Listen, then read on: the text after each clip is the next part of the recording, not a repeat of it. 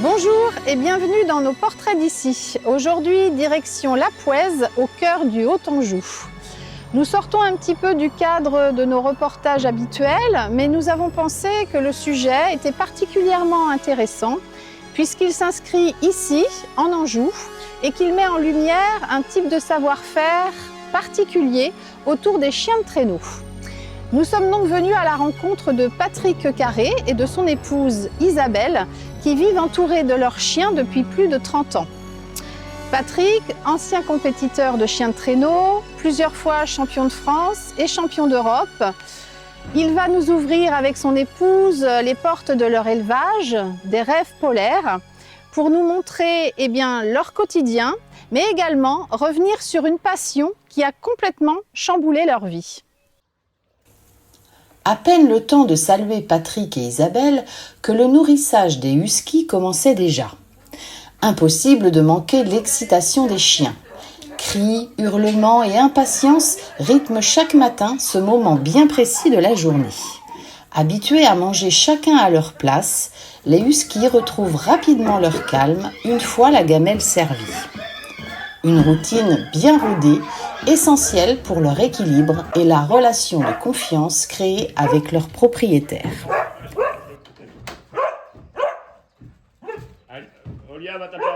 Nous avons également découvert 2 adorables portées de bébés huskies et assisté au nettoyage minutieux des espaces de vie.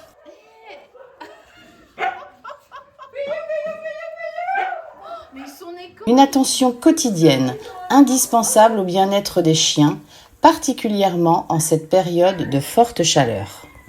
Alors Patrick, quand et comment cette aventure avec les huskies a-t-elle commencé ?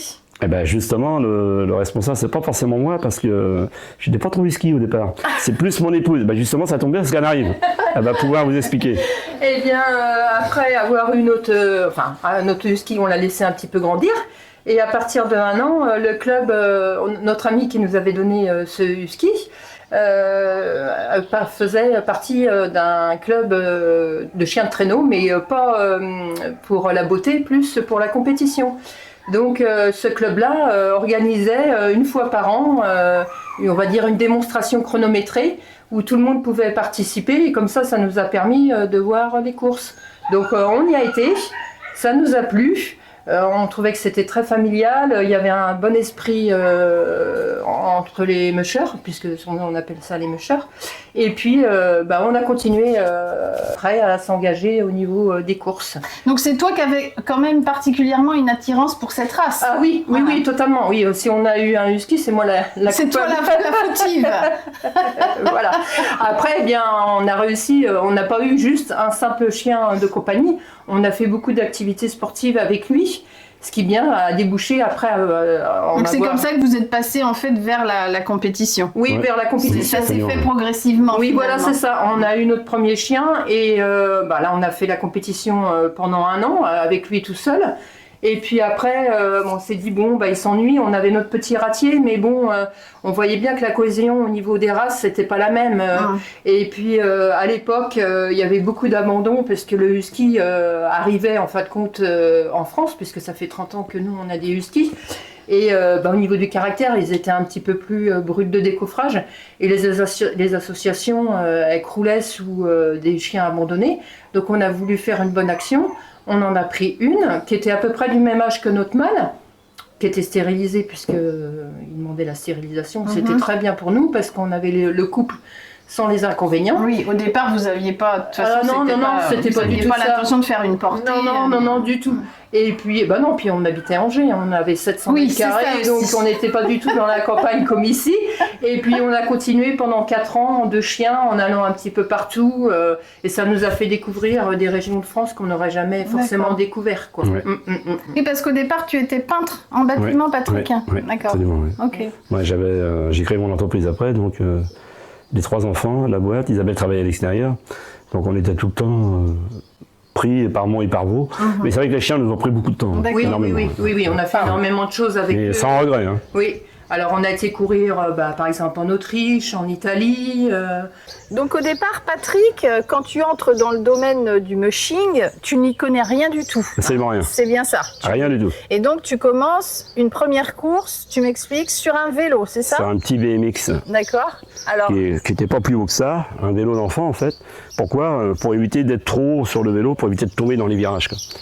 Donc D'accord. j'étais les jambes comme ça et puis j'aidais les chiens avec mes pieds. t'avais un chien? J'avais un chien, j'ai commencé avec un chien, mon premier chien qu'on m'a gentiment offert à l'époque. Voilà. D'accord. Et donc derrière le mot musher, musher ça veut dire quoi? Alors musher au départ ça veut dire, si on traduit, c'est conducteur de traîneau. Ok. Hein, alors ensuite, musher qui peut, hein, Ouais. parce que si on n'a pas de relationnel avec le chien, on n'y arrive pas, quoi. Et Donc, qu'est-ce qui, selon toi, justement, fait un bon musher? Qu'est-ce qu'il faut comme qualité pour faire ce sport? alors, la première qualité, c'est le relationnel, le feeling avec ses chiens. Ça, c'est primordial. Après, on n'est pas obligé de faire de la compète, hein, mais il faut un relationnel très important avec le chien. Donc, avant d'être musher, avant d'être sur le traîneau ou sur le kart, il faut avoir un relationnel jeu avec l'animal pour qu'il y ait une complicité. Donc ça, c'est la première chose. C'est important. La deuxième chose après, si vous voulez du résultat, si vous faites de la compète, il faut être sportif. Ouais. Donc il faut faire moitié-moitié. Il faut aider le chien un maximum, de façon à ce qu'on arrive à finir la course, quoi. Voilà. Ça, c'est les D'accord. 2 points les plus importants. Ok. Le relationnel et le sportif. Alors Patrick, ta première course, elle s'est passée où? Et tes premières sensations? Ma première course, c'était une course terre, en vélo un chien, avec mon petit BMX. Oui.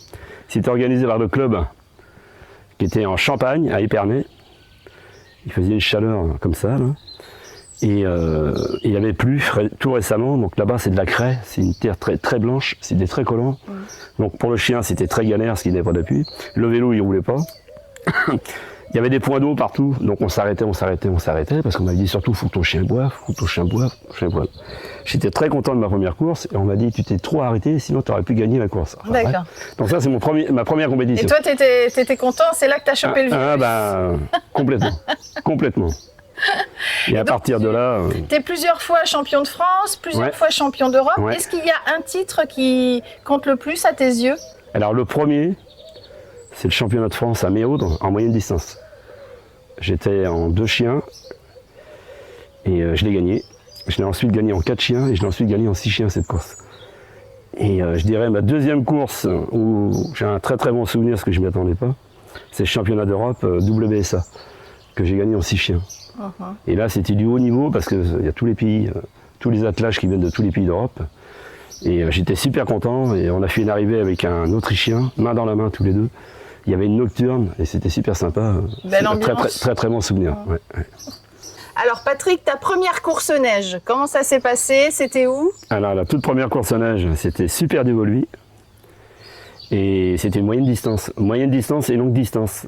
Et j'avais jamais fait de traîneau de ma vie. Et ça s'est passé avec ce Avec ce vélo. traîneau-là, fabrication maison, tout en frêne. Ah oui, effectivement, c'est... Et j'y arrivais pas. Ça Je suis part tombé documentaire. une 50aine de fois. C'est toi qui l'as fabriqué? Non, c'est mon ami qui m'a offert mon Ah oui. premier whisky, D'accord. qui était menuisier, et c'est lui qui l'a fabriqué. Il en a fabriqué plusieurs. Hein. Ce modèle-là, on appelle ça le Norge, parce que c'est un modèle norvégien. Et la marque, c'est Norge. Et ça n'existe plus aujourd'hui, ça. Et donc, ma première course, c'est ça. Et avec ça, super dévolé moyenne distance. Et donc, ça faisait à peu près 2 fois 25 km, avec beaucoup de montées, beaucoup de dévers, des pistes en dévers, comme ça. Et j'ai fait deuxième. J'étais vice-champion de France pour la première fois. Ouais. Comme quoi? Donc, j'étais content. Ma toute première course à neige. Et j'ai un concurrent qui me suivait, qui m'a dit c'est la première fois que je suis un bonhomme de neige sur un traîneau. Tellement je tombais, j'étais recouvert de neige. Genre. Mais c'est un très bon souvenir, très bon souvenir.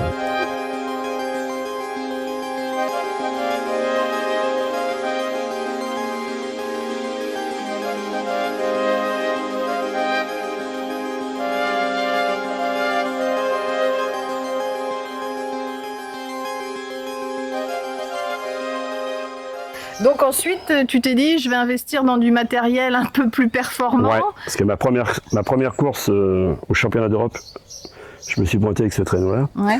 Et tous avaient ce genre de traîneau, la Delanner ou autre chose, quoi. Donc ensuite, tu as investi Donc j'ai investi. J'ai dans investi. un modèle plus performant. Je l'ai acheté sur la Moteur. course. Ah oui, tu l'as acheté directement Sur la course, ouais. C'est un modèle italien, ça c'est un modèle autrichien.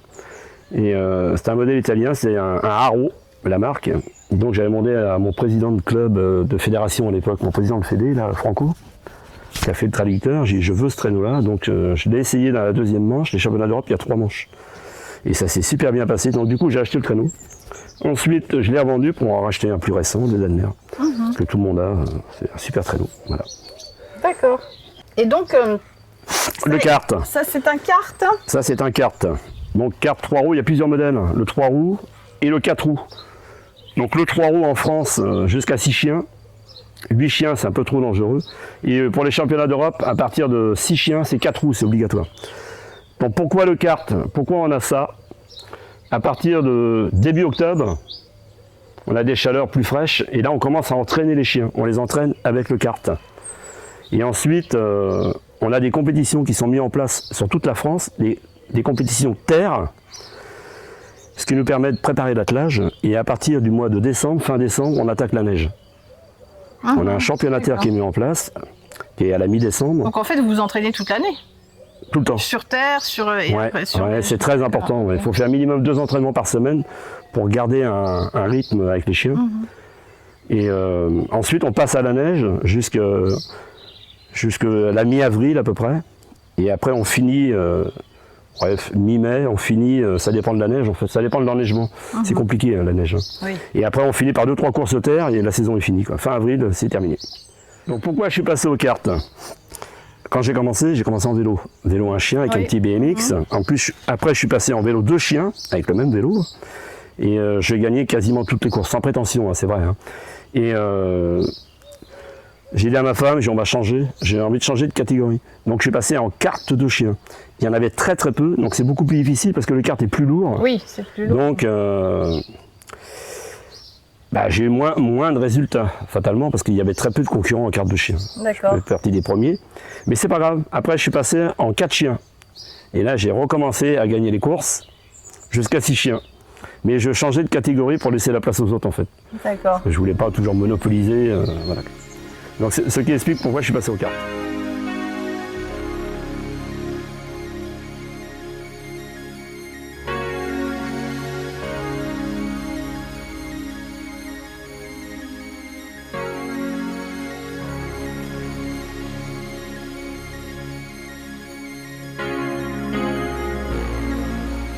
Et t'avais pas un surnom? Ouais, le problème c'était ça, c'est que quand j'arrivais sur une course, quand je courais en vélo un chien, vélo 2 chiens, on m'avait surnommé Lucky Luke parce que j'étais habillé tout en noir, avec des couleurs jaunes, parce que c'était ma couleur de course. Et quand on m'arrivait, on disait, tiens, quand j'arrivais sur une course, on disait, tiens, Lucky Luke, celui qui court plus vite que ses chiens. Et c'est fou, parce que si je cours plus vite que mes chiens, on n'a pas le droit de dépasser le chien sur une course. Voilà. On n'a pas le droit de le tirer, on n'a pas le droit de passer devant. Enfin, voilà.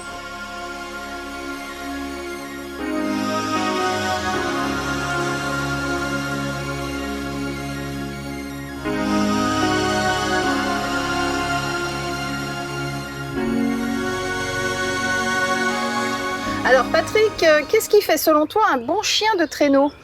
La complicité, l'osmose avec le chien. Oui. Hein, Et comment tu construis justement cette osmose par le avec jeu, de la chien? présence, beaucoup de présence avec le chien, beaucoup de complicité, c'est important. Ouais. Et à partir du moment que tu as ça, le jeu, et, le husky est très joueur, hein, et beaucoup de complicité. Après, si tu veux faire de la compétition, il faut vraiment qu'il y ait un relationnel entre les deux. Ouais. Si tu n'as pas de relationnel, c'est impossible, tu peux pas. Donc c'est un chien qui aime beaucoup jouer. Il y a beaucoup d'idées reçues sur cette race, notamment ils ont tous les yeux bleus. Alors, Non. Oui, la preuve que non. Oui, puisque lui, il est Il champion est de magnifique. France. ouais. Donc, il a des yeux marrons. Et on peut avoir les yeux particolores. Les yeux verrons, Les yeux un œil bleu, Oui, ça, un œil j'en marron. avais déjà L'œil vu. particolore, c'est la moitié de l'œil bleu, l'autre moitié marron ou noisette, tu vois. Voilà. Et là, on a le champ. Là. Ah Et oui, là, on a toutes les couleurs de robe aussi. Hein. Ça peut être noir et blanc, gris, oui, il y a chocolat, ça aussi, ils sont pas tous roux. Non, non. voilà, Non, non. blanc, gris. Non, il y en a des fauves un peu, marron. oui, voilà, c'est ça. Il y a plusieurs couleurs. Et c'est des chiens qui peuvent vivre en appartement. Ah oui, totalement. D'accord. À partir du moment qu'on va le sortir, Il y a on une est présence. conscient Voilà. de ses besoins. D'accord. Je préfère de toute façon vendre un chiot à quelqu'un qui est en appartement et qui est conscient de ses besoins que quelqu'un qui me dit j'ai 4000 mètres carrés, déjà 4000 mètres carrés bien clôturés, voilà, c'est pas forcément bien évident, ou ils se rendent pas compte de ce qu'est capable de faire un husky. Et puis souvent ceux qui ont 4000 mètres carrés de terrain, ils le laissent dedans. Et ils s'en occupent pas. Ils s'en occupent pas. Au début, c'est beau, et puis après, voilà, il les laisse. C'est un chien qui a vraiment besoin de sa présence. famille, en fait, Oui, c'est un chien de présence. Ouais, C'est indispensable. Voilà. D'accord. C'est Et indispensable. avec les enfants, c'est un chien. Ils adorent les enfants. Ouais. Hein. Il n'y a aucun danger. Bon, bien entendu, il faut toujours regarder quand même un chien avec des enfants, mais il n'y a aucun danger. En fin de compte, ça paraît un petit peu fou maintenant quand on parle de ça, mais il faut savoir que le chien de traîneau, il est venu à la base, c'était un chien de travail, et c'était les Inuits qui l'avaient. Justement, oui, c'est un chien qui est originaire de Sibérie. Voilà, Ouais, le husky de Sibérie. Voilà. Ouais. Et donc les Inuits, ils étaient tout seuls sur la glace, et quand il y avait des chiots, eh bien ils les mettaient avec les enfants, c'était un jeu. Donc automatiquement, la sélection s'est fait comme ça. Quand il y avait des chiots qui avaient un caractère qui ne leur convenait pas, qui mordaient, la sélection elle était dure. Hein, voilà. Donc elle s'est fait comme ça, si bien que les huskies adorent les enfants. Quand on fait des activités à l'extérieur, eh bien, on peut les mettre, tous les enfants peuvent les caresser une journée entière sans qu'il y ait aucun danger. Et par contre, c'est un chien qui peut vivre, enfin, je veux dire seul, parce que j'ai entendu dire que c'était un chien qui avait besoin très souvent d'être en couple. Alors oui, c'est mieux, il mais supporte mal le fait un chien de meute, d'être seul. oui, un chien de meute. après, quand on l'a tout chiot aussi, il faut l'habituer à son rythme de vie. Hein. C'est ce que je dis, il ne faut pas être esclave de votre chien. En disant, il faut que je sois tout le temps là. Déjà, quand les gens ils récupèrent leur chiot, c'est un bébé, il dort, donc il a. Mais après, c'est vrai que c'est mieux quand il a une présence. D'accord. Une deuxième présence. Que ça soit comme c'est un chien de meute, ça peut être n'importe quelle race. C'est sûr que si c'est un husky, c'est l'idéal. Oui. Mais ça peut être un autre chien oui, c'est ou pas même une un chat. Hein. obligation. Ouais. D'accord. Et donc du coup, c'est un chien originaire donc de Sibérie. Est-ce que tu as déjà pratiqué une course Non. dans... Non. C'est marrant, souvent on nous pose la question. Hein. Mais non. C'est vrai. On n'a jamais été là-bas. Il y a des grosses compétitions là-bas qui ont lieu. Hein. L'Iditarod, parce que c'est la plus grosse course au monde. Hein. Mais on ne peut pas faire ce genre de course. C'est sélectionné. Ouais. Il y a une rigueur assez poussée sur l'état sanitaire des chiens. S'ils sont capables de faire 30 km par jour. Donc ces courses-là ne sont pas pour nous. Hein. Ouais. C'est 800 km, c'est trop. C'est trop. Eux, quand ils ont fait leurs 5-6 bornes, ça leur convient tout à fait. On recommence le lendemain. Ils sont contents d'y aller, ils sont contents de rentrer parce que c'est un chien qui est très casanier. Aussi. Voilà. Donc Patrick, tu as pratiqué la compétition pendant une trentaine d'années à peu près, c'est ça? J'ai commencé en 95. Oui, c'est ça. Oui. Le monde du mushing a beaucoup évolué, j'imagine, pendant toutes ces années. Ça a changé. Ça a changé. Bon, il y a énormément de monde.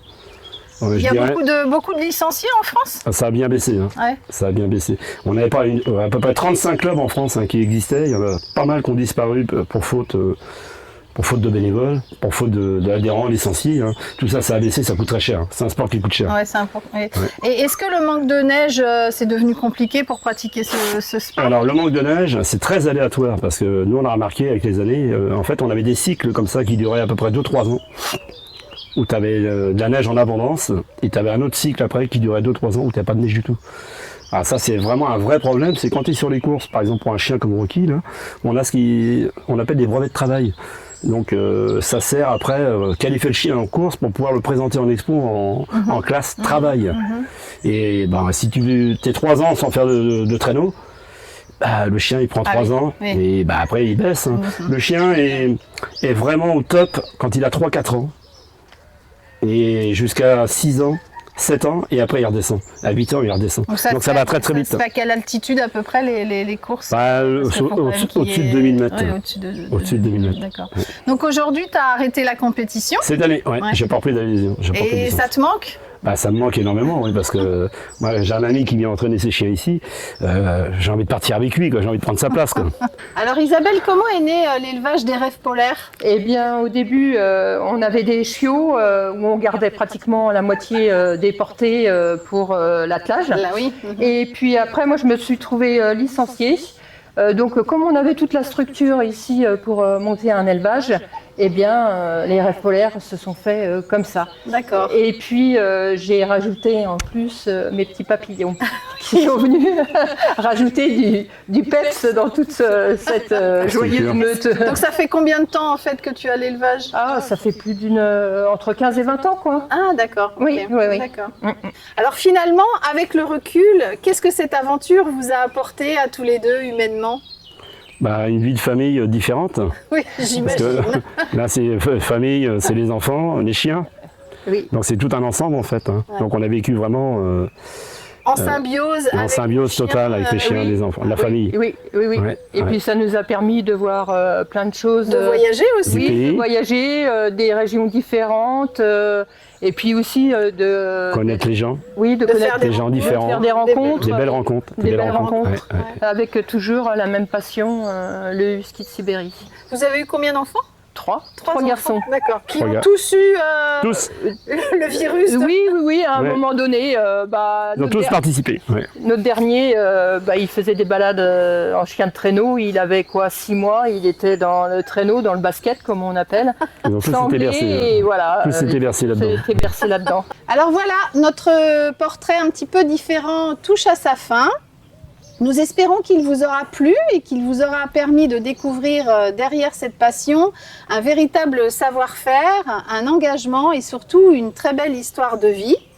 Aujourd'hui, la compétition, c'est fini pour Patrick, mais vous vous consacrez tous les deux avec Isabelle Oui. à l'élevage des rêves polaires, donc ici, à la Pouèze. Si des personnes sont intéressées pour découvrir l'élevage ou vous contacter, comment peuvent-elles faire? Alors sur internet, ils tapent tout simplement des rêves polaires et ils vont voir notre site internet ou notre page Facebook où ils peuvent nous contacter par téléphone au 06 87 68 83 75. Eh ben, écoutez, Patrick et Isabelle, merci beaucoup pour votre accueil. Avec Merci plaisir. de nous avoir fait découvrir votre univers, votre quotidien autour de vos chiens. Nous espérons vous retrouver très bientôt pour un nouveau portrait d'ici des Chroniques Angevines.